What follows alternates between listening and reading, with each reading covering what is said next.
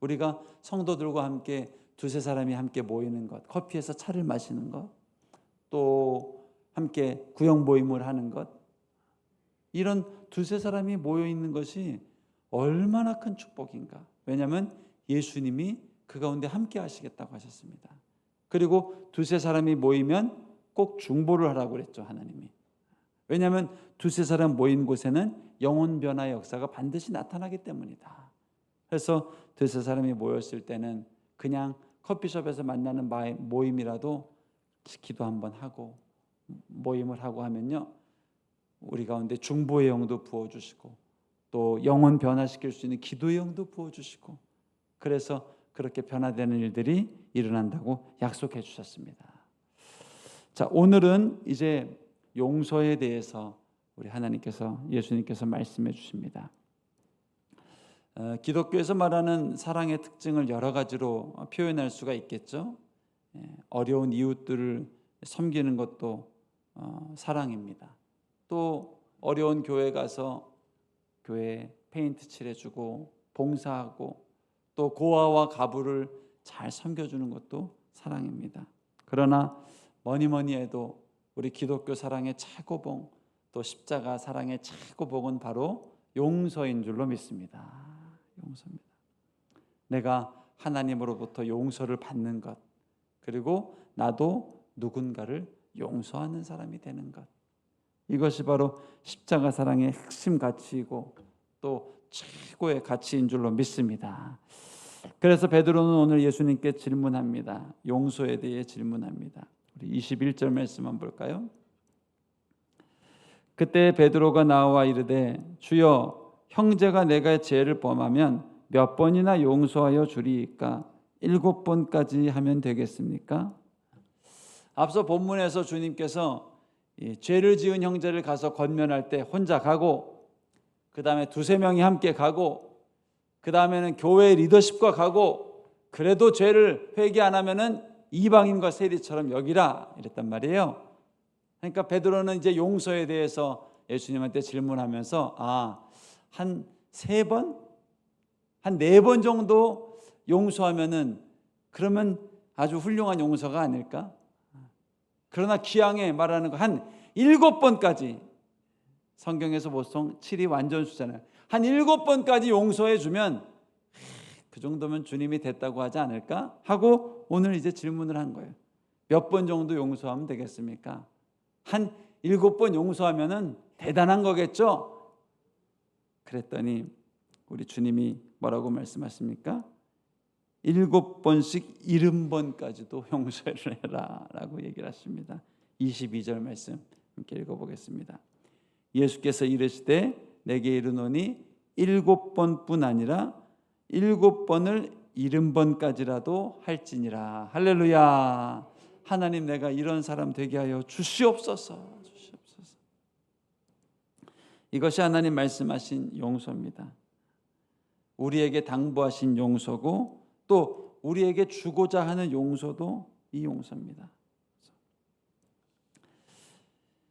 어렸을 때 반복적으로 실수하고 또 잘못했다고 그러고 다시는 안 그래야지 하는데 또 똑같은 실수를 하고 늦게 들어오고 또 다시는 안 그래야지. 그리고 또 그 일을 잘못했을 때 부모님이 그런 말씀하실 때가 있죠. 너 지난번에 또 용서해 달라고 그러더니 뭐 해주면 뭐해, 또 그럴 텐데, 또 그럴 텐데. 근데 나도 사실 그런 생각을 하고 있을 때가 많죠. 근데 자녀를 키우면서 또 그런 마음이 들 때가 있습니다. 반복해서 잘못하는 일들이 일어나게 되면 또 물론 그때마다 용서를 구하고 하지만 그 잘못된 행동들이 반복해서 계속 일어나면 마음속에 너 용서해줘도 또 그럴 거잖아 하는 생각이 올라올 때가 있단 말이죠. 그런데 오늘 주님이 우리에게 주시고자 하는 용서, 주님이 우리에게 명하신 용서는 뭡니까?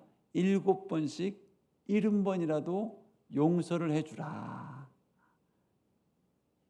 이 용서를 할 수 있는 사람이 되면 엄청난 천국을 경험할 것이고 그리고 이 정도의 용서를 이해할 수 있는 사람이 되면 네 마음에 정말 천국이 임할 것이다 라고 약속을 해주시는 거예요. 우리의 용서의 깊이가, 신앙이 깊어질수록 더 깊어질 수 있기를 축복합니다.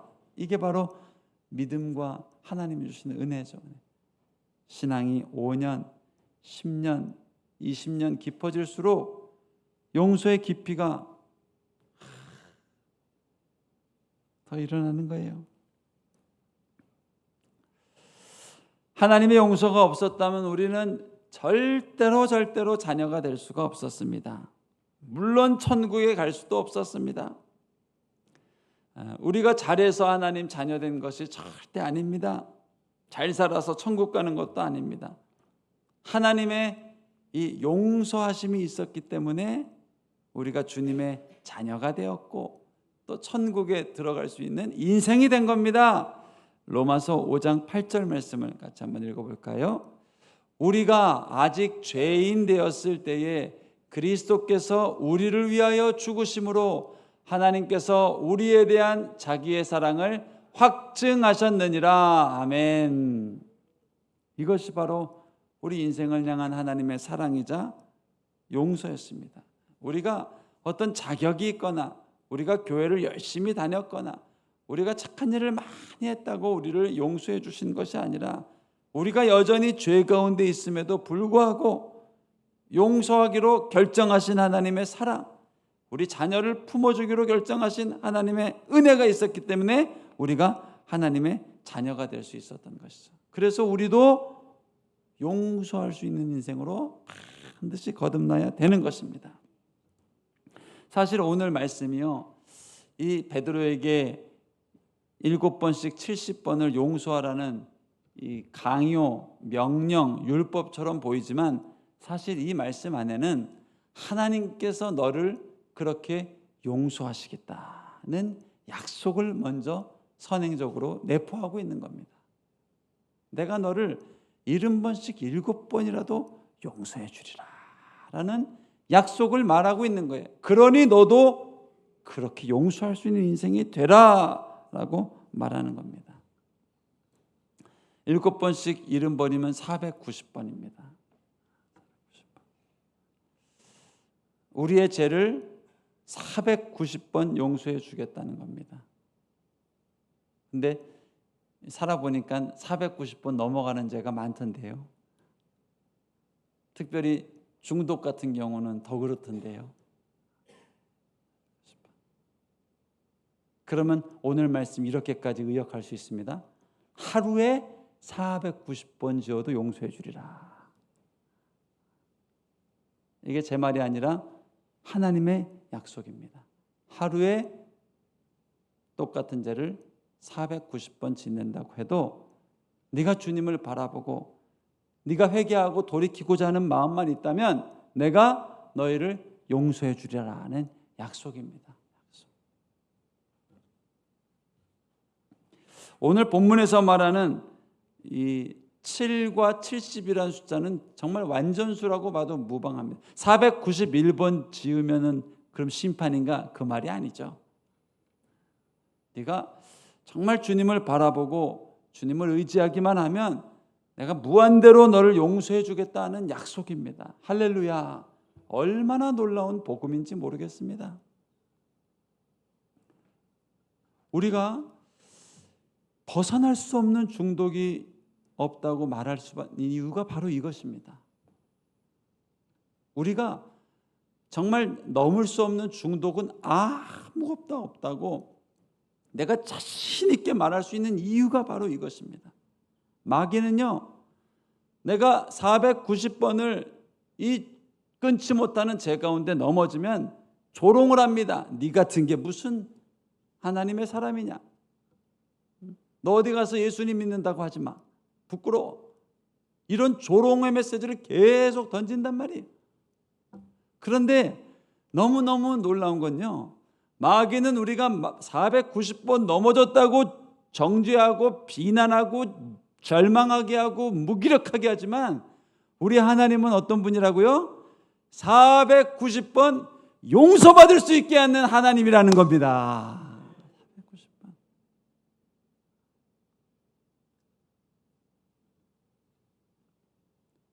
한 번에 이 죄를 끊기 힘든 사람은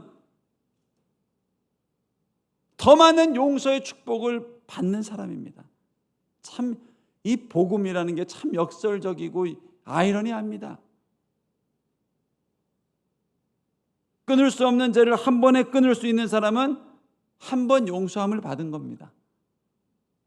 그런데 490번을 끊지 못하고 넘어졌던 사람은 490번의 용서함을 받을 수 있는 축복이 있는 거예요. 할렐루야. 너무너무 이해가 안 되는 하나님의 축복입니다.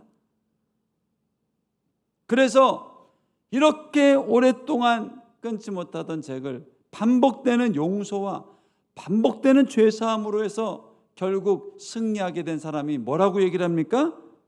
로마서 5장 20절 말씀이죠. 죄가 더한 곳에 은혜가 더 넘쳤더라 라고 얘기를 하게 되는 거예요. 할렐루야. 여러분, 이렇게 치유받은 인생 될 수 있기를 축복합니다. 이렇게 용서받고 간증할 수 있는 인생 되기를 축복합니다. 술, 담배 정도는 한 70년 정도 몸끝하가 끊는 분들이 나오기를 축복합니다. 여러분, 설령 천국 갈 때까지도 내가 죄를 내 힘으로 그 행동과 습관을 못 끊는 경우도 있습니다. 있어요, 없어요? 있어요. 그 사람에게 주신 축복은 뭡니까? 마지막에 그것을 못 끊고 주님 나라 가기 전에 한 번 더 용서함을 받고 주님 나라 갈 수 있는 축복이 있다는 거예요. 그래서요, 정말 주님은 우리에게 말씀하십니다. 이기지 못할 중독은 없어. 네가 포기만 하지 않는다면, 네가 새롭게 되고자 하는 그 마음의 의지만 꺾이지 않는다면 이기지 못할 죄의 권세가 없고, 이기지 못할 어둠의 권세가 없고, 이기지 못할 끊을 수 없는 중독이 없다고 주님은 단언코 말씀하실 수 있는 이유가 바로 이 7번씩 70번이라도 용서하신다는 하나님의 약속이 있기 때문입니다. 할렐루야. 물론 이 10번 넘어지고 20번 넘어질 때 엄청 마음이 괴롭습니다. 스스로도 용서가 잘 안 됩니다. 나 같은 거는 용서받을 자격도 없어. 막 그런 자격지심도 올라옵니다. 그러나 어쩔 수 없습니다. 그리고 다시 주님을 바라보면 우리 주님은 분명히 이렇게 말씀하시는 거냐. 아들아, 내가 너를 깨끗이 용서했노라. 십자가를 바라봐라. 저 안에 너의 그 허물이 있다. 지금의 죄뿐만 아니라 앞으로 지을 죄까지 저기 다 죽었노라. 이제 강하라. 다시 일어나라. 다시 나아가라 하고 하나님이 주시는 축복입니다. 여러분, 이 용서함을 꼭 받을 수 있기를 축복합니다. 그래야 누군가를 용서할 수 있는 인생이 됩니다. 내가 이 용서함을 받지 못하고는 절대로 누구를 용서할 수 있는 인생이 될 수가 없습니다. 매일매일 우리 좋으신 주님을 바라볼 수 있기를 축복합니다. 마귀는 절대로 십자가의 용서를 이길 수가 없습니다. 중독은 절대로 십자가를 이길 수가 없습니다. 두 번째, 그러니 너희도 이제 그런 용서함을 받았다면 너희도 그렇게 용서하는 인생이 되라 라고 얘기하는 것입니다. 이것은요, 사실 명령이라기보다는 용서함을 받은 자가 할 수 있는 축복이고 권리고, 아니 용서받은 자만이 할 수 있는 아주 놀라운 능력이라고 말할 수 있습니다. 특별히 오늘 본문에서는요, 이 용서받은 자가 용서하는 일에 대하여 예로 설명을 들면서 1만 달란트를 빚진 자가 빚을 탕감받은 축복을 예로 설명해 줍니다. 23절부터 27절까지 말씀이죠. 그러므로 천국은 그 종들과 결산하려 하던 어떤 임금과 같으니 결산할 때에 1만 달란트 빚진 자 하나를 데려오매 갚을 것이 없는지라 주인이 명하여 그 몸과 아내와 자식들과 모든 소유를 다 팔아 갚게 하라 하니 그 종이 엎드려 절하며 이르되 내게 참으소서 내가 다 갚겠습니다. 갚을 방법도 없으면서요. 이 아내를 내 자녀들을 종으로 팔 수는 없습니다. 다 갚겠습니다 하거늘 그 종의 주인이 불쌍히 여겼습니다. 놓아 보내며 그 빚을 탕감하여 주었더니 한 종이 1만 달란트라는 빚을 졌습니다. 엄청난 대형 사고를 친 것 같아요. 이를테면 이번에 난 산불과 같은 피해보다 더 큰 대형 사고를 친 것 같아요. 이를테면 광주의 금호 타이어인가요? 공장이 다 타버렸죠. 그런 것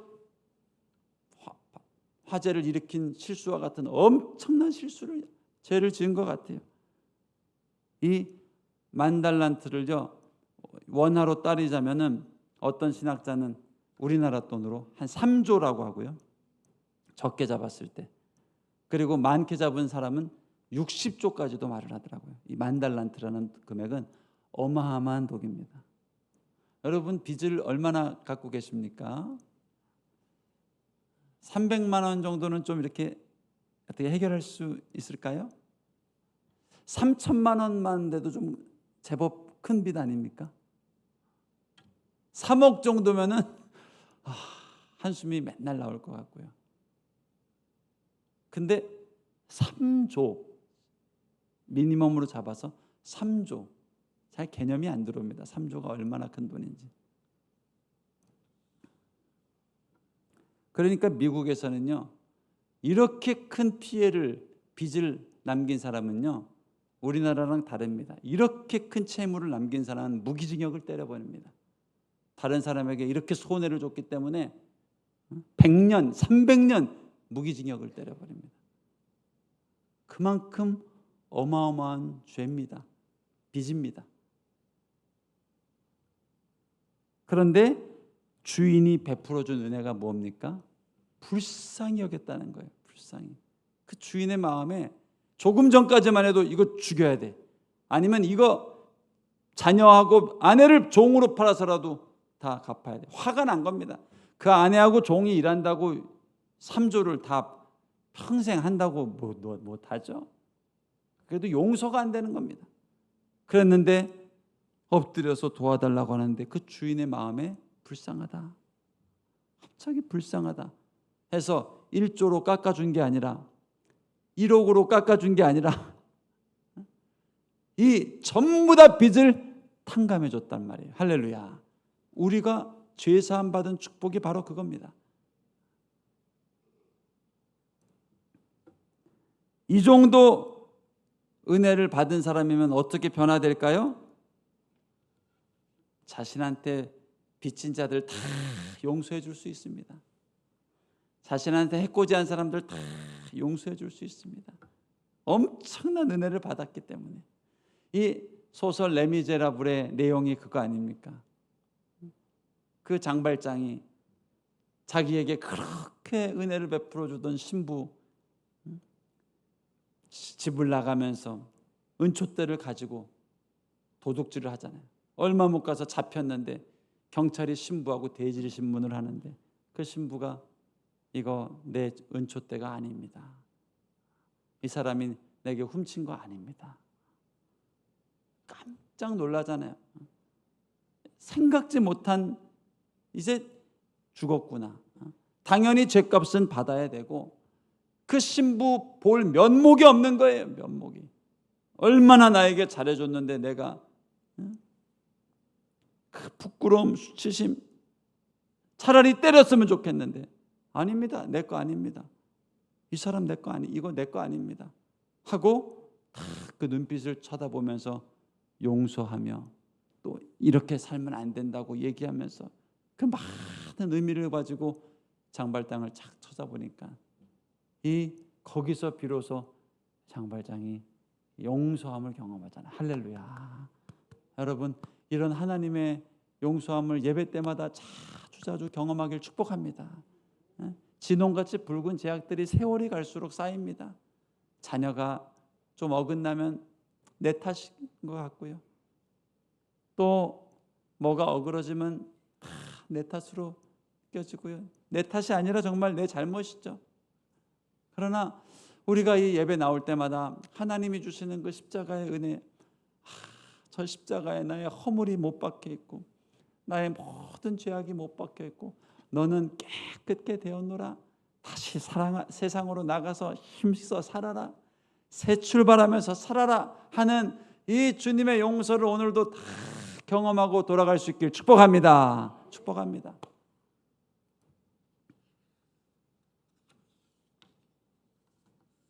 그런데요, 가끔 이런 사람들이 있습니다.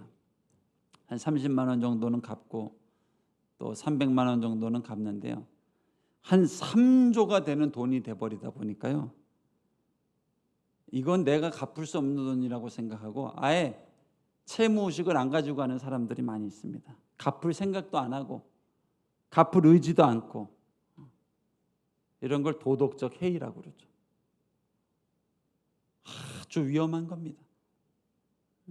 빚이 있으면 그 빚에 대한 무게감과 불편한 마음을 가지고 살아야 되는데 갚으려는 의지도 없고 무책임하고 참 악하고 나쁜 사람들이 많습니다. 요즘 우리 사회도 마찬가지입니다. 대한민국의 국가 채무가 얼마나 될까요? 1만 달란트가 3조라고 그랬거든요. 한 1만 달란트 될까요?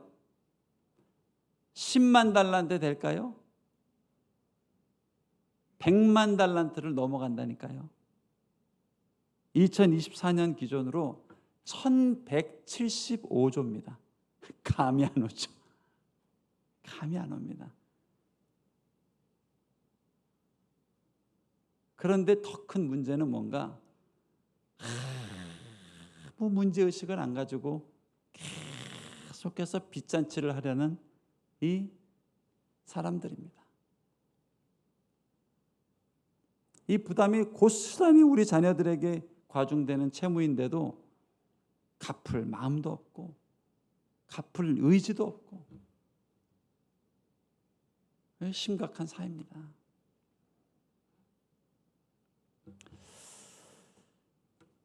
IMF 때 그런 사람들이 많았죠. 어쩔 수 없이 신용 불량자 된 거는 정말 어쩔 수 없습니다.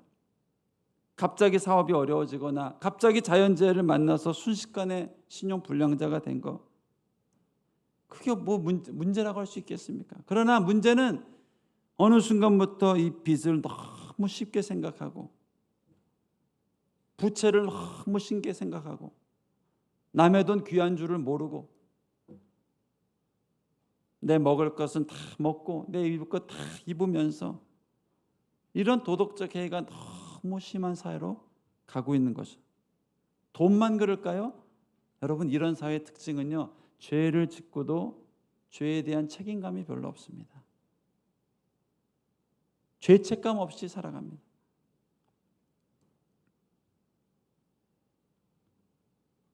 여러분, 이런 사람들을 용서해 준다고 해서, 탕감해 준다고 해서 이 사람들이 감사해야 할까요? 전혀 그렇지 않습니다. 또다시 죄를 지을 수밖에 없는 구조입니다. 이런 사람들은 채무를 탕감해 줘도 고마운 줄도 모르고요. 왜요? 애초 갚을 생각이 없었으니까요. 그리고 이런 사람들이 바로 본문에서 말하는 사람들이란 말이에요. 악한 종들이란 말이에요. 빚을 탕감받고도 고마운 줄 몰라 한다니까요. 왜? 이 빚에 대한 책임감을 못 느끼고 있었으니까요. 그리고 이 3조나 되는 돈을 탕감받고 쫓아가서 1,000만 원 잘못하지, 돈 갚지 않은 사람, 100달란트 갚지 않은 사람을 막 혼쭐을 내고 감옥을 보내야 된다고 정죄하고요, 비난하고 하는 사람이 등장한단 말이에요. 그게 28절 말씀입니다. 그 종이 1만 달란트 탕감받은 종입니다. 그 종이 나가서 자기에게 100데나리온 빚진 동료 한 사람을 만나 붙들어 목을 잡고 이르되 빚을 갚으라 하매, 이 100달란트가 1,000만 원에서 1,500만 원 돈입니다. 3조를 탕감받았는데 이 100달란트 탕감 안 받은 사람을 정죄하고 비난하면서 감옥에 가둬버린다는 거예요. 이런 사람은 어떻게 해야 될까요? 감옥에 보내야 됩니다. 콩밥을 먹어야 합니다. 그래야 정신을 차릴 수가 있습니다. 34절 말씀이 그 말씀이에요. 주인이 노하여 그 빚을 다 갚도록 그를 옥졸들에게 넘길 것이니라. 넌 죄값을 받아야 새 사람이 되겠구나. 너는 죄값을 네가 치러봐야, 감옥에서 콩밥 먹고 이 살아봐야 내가 1만 달란트 탕감 받았다는 게 정말 얼마나 큰 축복인지 알겠구나. 여러분, 때로는 콩밥 먹는 게 유익입니다. 왜? 감옥 가면 새 사람이 될 수 있기 때문입니다. 회개할 기회를 얻기 때문입니다. 그러니 여러분, 오늘 본문에서 말하는 용서라는 것, 이게 어떤 사람들에게 의미가 있는 것일까요? 죄로 인해서 가슴 아파하고 마음 졸이고 어쩔 줄 몰라하고 살아가는 사람들, 전전긍긍하면서 괴로워하고 잠을 못 이루는 사람들, 이런 사람들이 바로 하나님의 용서를 경험하는 축복을 얻게 되는 사람들이에요. 할렐루야. 그리고 그런 사람들은 이 용서를 통해서 탕감을 받으면 얼마나 감사한 마음으로 정말 또 다른 사람을 용서할 수 있는 인생으로 이제 살아가게 되는 거예요. 크고 작은 실수를 자신에게도 이제 용서해 줄 수 있는 사람. 여러분, 우리 하나님께서 우리를 십자가로 용서해 주셨다는 것은 3조 1만 달란트 탕감 받은 것과 같은 용서를 해 주신 것입니다. 여러분, 첫째는 예배 가운데 자꾸 용서를 받는 훈련을 할 수 있길 축복합니다. 하나님이 용서했는데도요, 내가 나를 용서 안 하는 이 사람들이 가끔 있습니다. 내가 나를 정죄하는 사람들이 있습니다. 그것도 교만한 겁니다.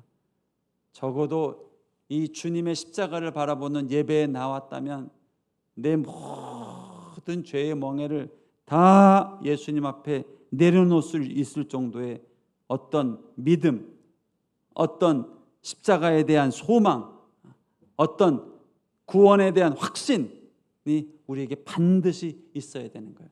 여러분, 이게 잘 안 되는 분들은 이걸 자꾸 예배 때 훈련을 해야 됩니다.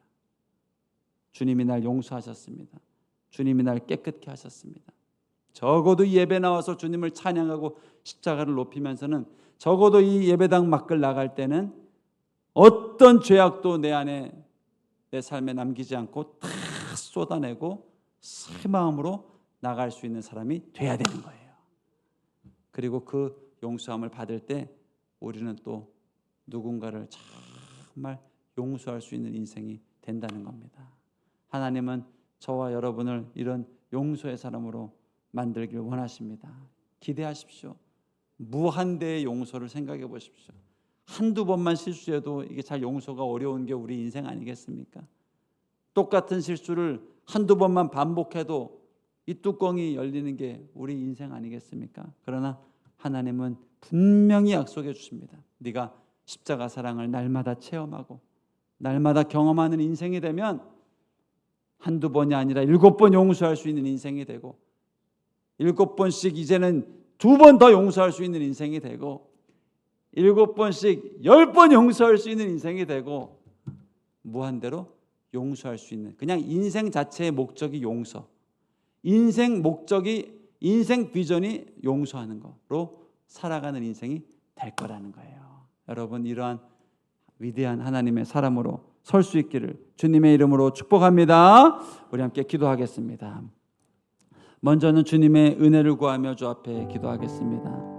10,000달란트를 탕감해 주신 분이 바로 우리 주님임을 믿고 우리의 주실 모든 허물과 죄악을 용서해 주셨음을 믿고 하나님 은혜 감사하며 이제 이 세상 가운데 용서받은 자로 살아가게 하여 주옵소서.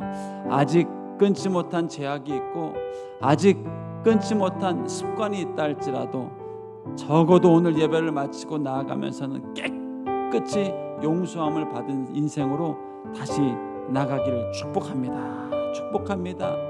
이 하나님의 사랑을 깊이 경험하는 인생 되시기를 축복합니다. 축복합니다. 주여 한번 부르고 기도하겠습니다. 주여